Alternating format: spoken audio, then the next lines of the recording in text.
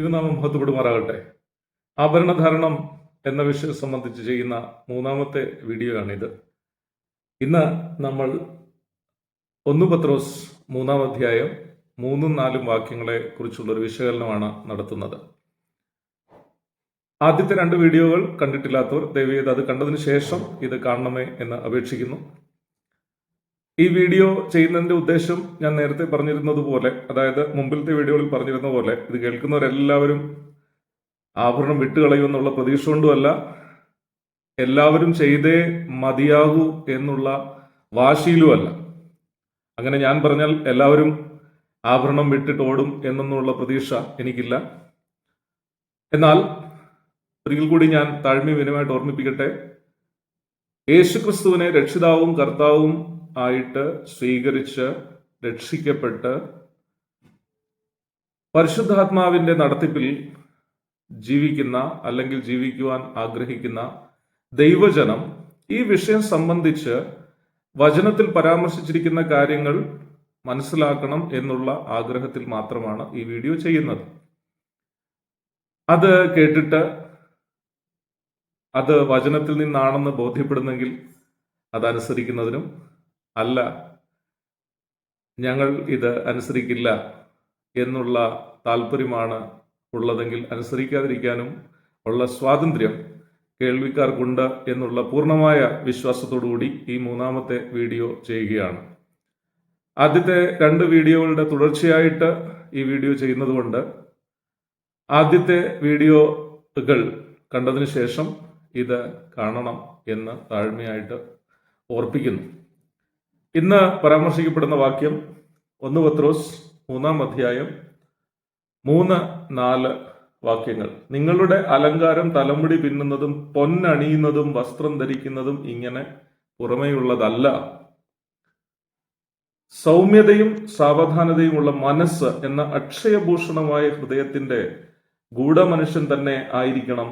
അത് ദൈവസന്നിധിയിൽ വിലയേറിയതാകുന്നു.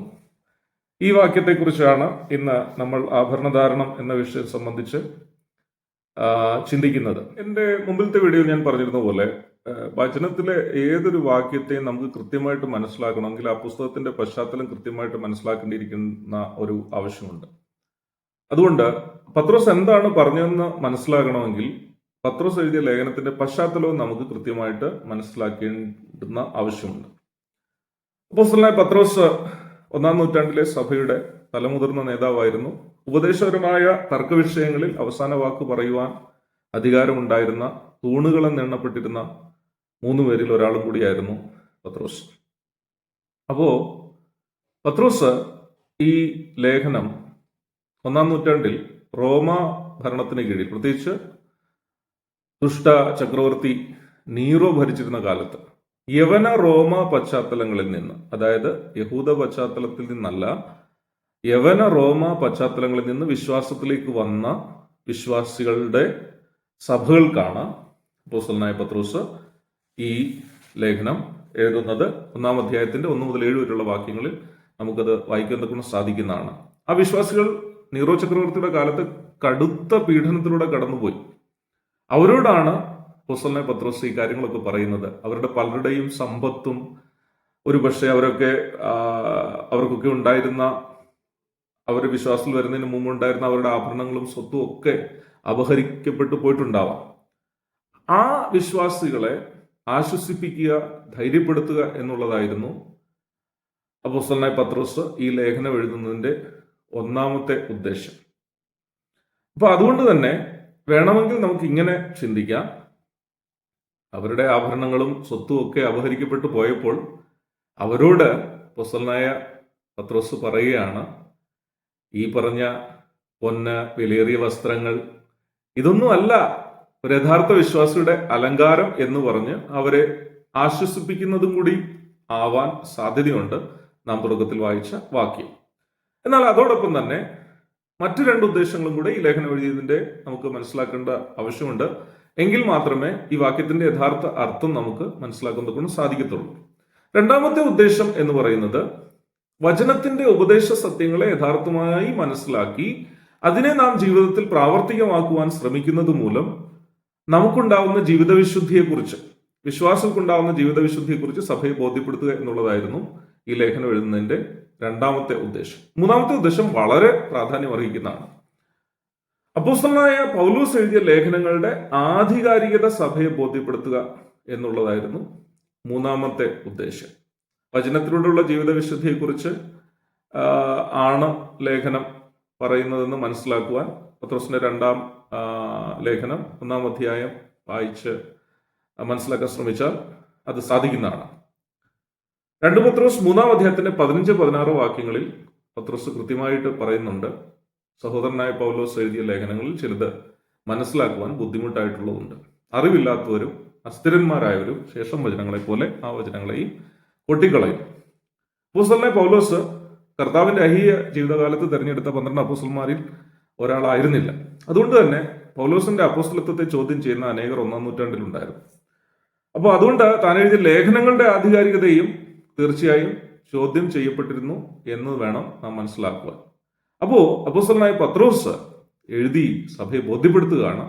അങ്ങനെയല്ല, അപ്പോസ്തലനായ പൗലോസ് എഴുതിയ ലേഖനങ്ങളും ആധികാരികമാണ്, പരിശുദ്ധാത്മ പ്രേരിതമായിട്ട് എഴുതിയിരിക്കുന്നതാണ്, അത് നിങ്ങൾ മനസ്സിലാക്കണം എന്ന് സഭയെ ബോധ്യപ്പെടുത്തുകയായിരുന്നു ഈ ലേഖനങ്ങൾ എഴുതുന്നതിന്റെ മൂന്നാമത്തെ ഉദ്ദേശം. പത്രോസിന്റെ 2-ാം ലേഖനം 3-ാം അധ്യായം 15-16 വാക്യങ്ങളിൽ അപ്പോസ്തലനായ പൗലോസിനെ കുറിച്ച് പറഞ്ഞിരിക്കുന്ന കാര്യങ്ങളുടെ പശ്ചാത്തലത്തിൽ ചിന്തിക്കുകയാണെങ്കിൽ ഈ ആഭരണധാരണത്തെക്കുറിച്ച് പത്രോസ് പറഞ്ഞിരിക്കുന്ന കാര്യങ്ങൾ തിമോഥെയോസ് ലേഖനത്തിൽ പൗലോസ് പറഞ്ഞിരിക്കുന്ന കാര്യങ്ങളെ സമർത്ഥിക്കുകയാണ് എന്ന് വളരെ ഈസിലി നമുക്ക് മനസ്സിലാക്കുവാൻ സാധിക്കുന്നതാണ്.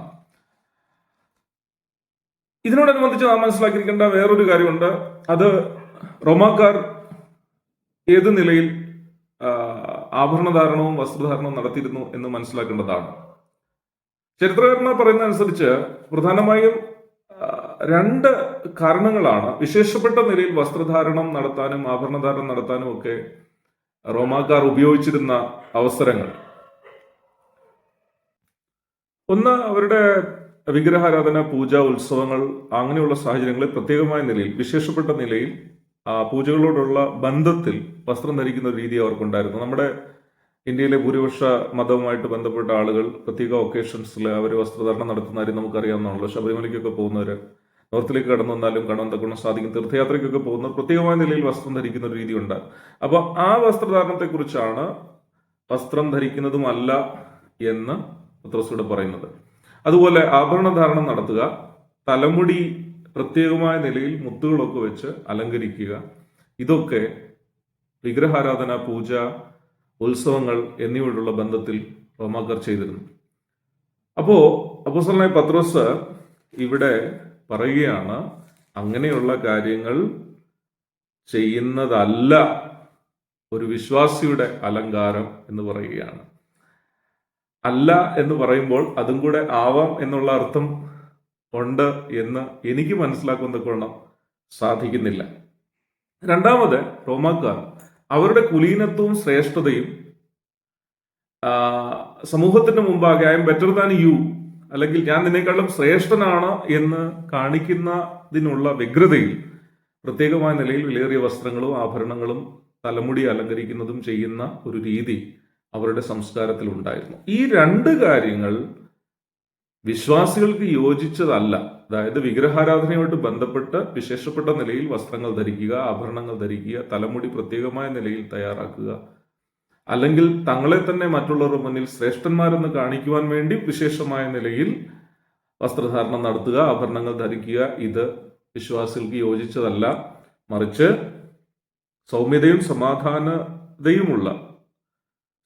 സാവധാനതയുമുള്ള മനസ്സെന്ന അക്ഷയഭൂഷണമായ ഹൃദയത്തിന്റെ ഗൂഢമനുഷ്യൻ തന്നെ ആയിരിക്കണം, അത് ദൈവസന്നിധിയിൽ വിലയേറിയതാകുന്നു. ഇങ്ങനെയല്ലോ പണ്ട് ദൈവത്തിൽ പ്രത്യാശ വെച്ചിരുന്ന വിശുദ്ധ സ്ത്രീകൾ തങ്ങളെ തന്നെ അലങ്കരിച്ച് ഭർത്താക്കന്മാർക്ക് കീഴടങ്ങിയിരുന്നത് എന്ന് പറയുമ്പോൾ, പഴയ കാലഘട്ടത്തിൽ ആഭരണങ്ങളെക്കുറിച്ച് വ്യക്തമായ ധാരണയില്ലാത്തത് മൂലം ആഭരണധാരണം നടത്തിയിരുന്ന കാലഘട്ടത്തിലും ദൈവഭക്തയായ സ്ത്രീയുടെ അലങ്കാരം എന്ന് പറയുന്നത് ഭൗതികമായ ആഭരണങ്ങളോ വസ്ത്രധാരണമോ ആയിരുന്നില്ല, മറിച്ച് ദൈവത്തിലുള്ള അവരുടെ പ്രത്യാശയും വിശുദ്ധ ജീവിതവുമായിരുന്നു അവരുടെ അലങ്കാരം എന്നാണ് അപ്പോസ്തലനായ പത്രോസ് ഇവിടെ സൂചിപ്പിക്കുന്നത്. ചില സഹോദരന്മാർ ഈ ഭാഗമൊക്കെ വായിച്ചിട്ട് സാറ ആഭരണം ധരിച്ചു കാണും, റിബേക്കയ്ക്ക് കൊടുത്തില്ലേ, മുടിയനായ പുത്രന്റെ കയ്യിൽ മോതിരം ഇട്ടില്ലേ മുതലായ കാര്യങ്ങൾ പറയാറുണ്ട്. സത്യത്തിൽ അത് കേട്ടപ്പോൾ വളരെ വിഷമമാണ് എനിക്ക് തോന്നിയത്. ഒന്നാമത്തെ കാര്യം മനസ്സിലാക്കേണ്ടത്, പഴയ നിയമത്തിൽ സഭയില്ല. പഴയ നിയമത്തിൽ സഭയില്ലാത്തത് കൊണ്ട് തന്നെ സഭയ്ക്കുള്ള ഉപദേശങ്ങളും പഴയ നിയമത്തിലില്ല. പഴയ നിയമം എന്നുള്ളത് നിഴലാണ്, പശ്ചാത്തലമാണ്. പുതിയ നിയമത്തിലെ ഉപദേശങ്ങളുടെ പശ്ചാത്തലമാണ് പഴയ നിയമത്തിലുള്ളത്. പഴയ നിയമത്തിൽ സഭയ്ക്കുള്ള ഉപദേശങ്ങളില്ല. അതുകൊണ്ട് തന്നെ പഴയ നിയമത്തിലെ ഏതെങ്കിലും ഉദാഹരണം എടുത്തിട്ട് പുതിയ നിയമത്തിലെ ഉപദേശം സ്ഥാപിക്കാൻ, അതായത് പുതിയ നിയമത്തിൽ ആധികാരികമായിട്ട് വാക്യങ്ങളില്ലാത്ത വിഷയങ്ങളിൽ, അല്ലെങ്കിൽ പുതിയ നിയമത്തിൽ വിപരീതമായി പറഞ്ഞിരിക്കുന്ന വിഷയങ്ങളിൽ പഴയ നിയമത്തിൽ നിന്ന് വാക്യം എടുത്തിട്ട് ഉപദേശം സ്ഥാപിക്കാൻ ശ്രമിക്കുന്നത് തെറ്റാണ്. കാരണം പഴയ നിയമത്തിൽ സഭയില്ല.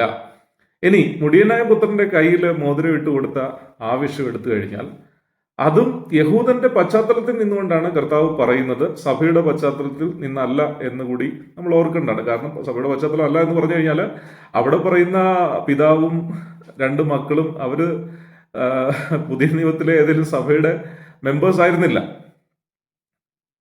ഇനി കർത്താവല്ലേ ആ ഉദാഹരണം പറഞ്ഞത് എന്നൊക്കെ നമ്മൾ ഒരു വാദത്തിന് വേണ്ടി എടുത്താൽ തന്നെ മനസ്സിലാക്കിയിരിക്കുന്ന ഒരു കാര്യം, കർത്താവ് തന്നെ, നമ്മുടെ കർത്താവ് തന്നെ ചെയ്തിട്ടുള്ള പല കാര്യങ്ങളും പുതിയ നിയമസഭയ്ക്ക് ഉപദേശങ്ങളല്ല എന്ന് നാം ഓർക്കണം. അതായത് നമ്മുടെ കർത്താവ് നസീർ വ്രതക്കാരനായിരുന്നു, താടിയും മുടിയും ഒക്കെ വളർത്തിയ ഒരു വ്യക്തിയായിരുന്നു. 8-ാം ദിവസം കർത്താവ് പരിച്ഛേദനയേറ്റ വ്യക്തിയായിരുന്നു. നമ്മളാരും ഇന്ന് താടിയും മുടിയും വളർത്തുന്നുമില്ല.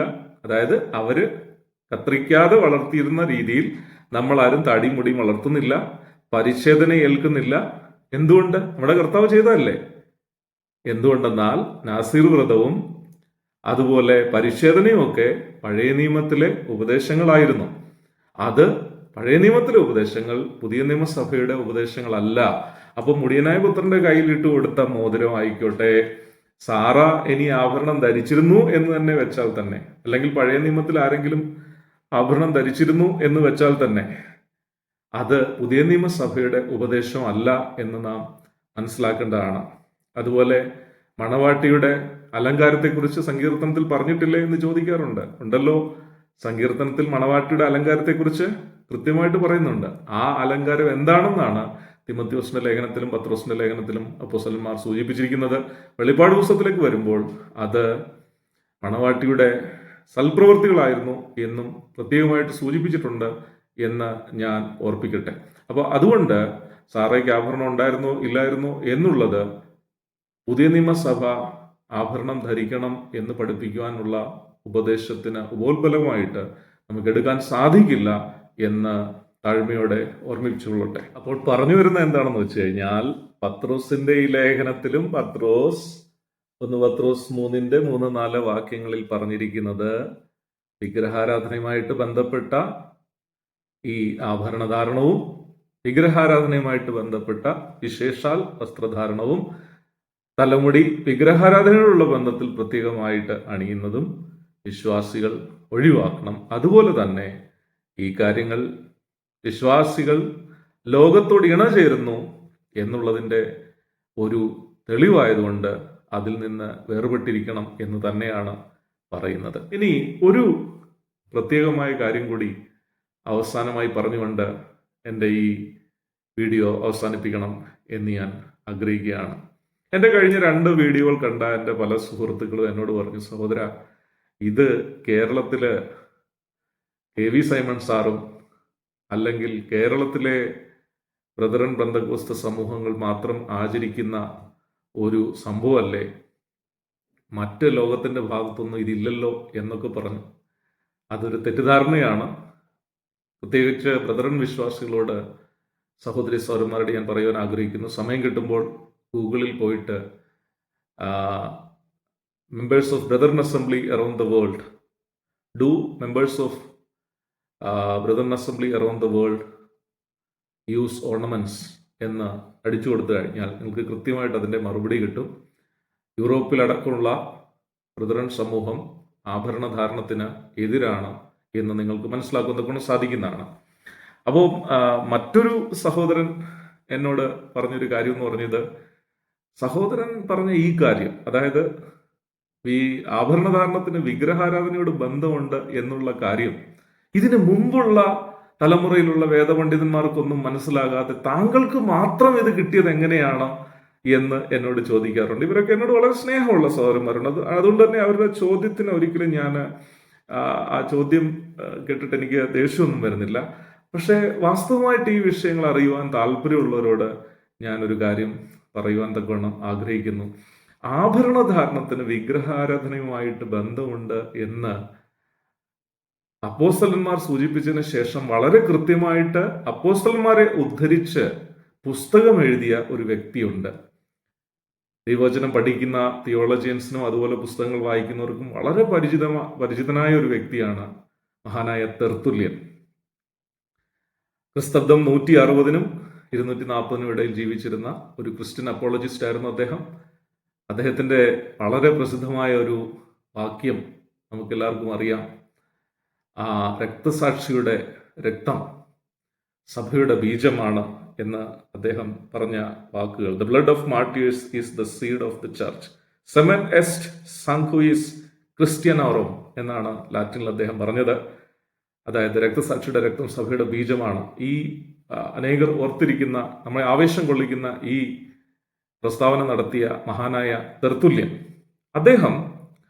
അദ്ദേഹത്തെ അറിയപ്പെടുന്നത് the father of Latin theology എന്നാണ്.